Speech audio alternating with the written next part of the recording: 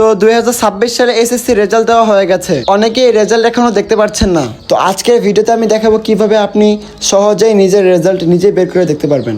তো আপনি রেজাল্ট দেখার জন্য গুগল ক্রোম ব্যবহার করবেন এবং এখানে আমি যে লিখেছি আপনি ডাইরেক্ট এভাবেই লেখেন।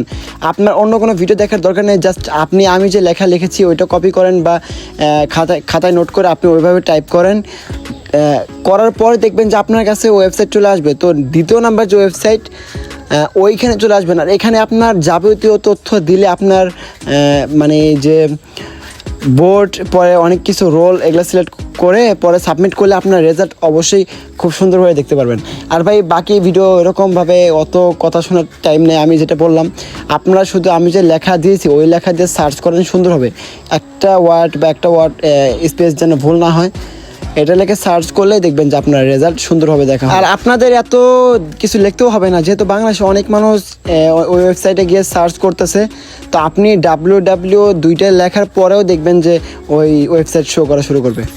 আর রেজাল্ট দেখেন বেশি মাথা ঘামানোর দরকার নেই। আপনি শুধু আমি যে লেখা দিয়েছি ওইটা নিয়ে আপনি সার্চ করে দেখেন, আপনার কাছে দ্বিতীয় নাম্বারে যে ওয়েবসাইট শো করবে ওইটা ক্লিক করলে আপনি দেখতে পারবেন।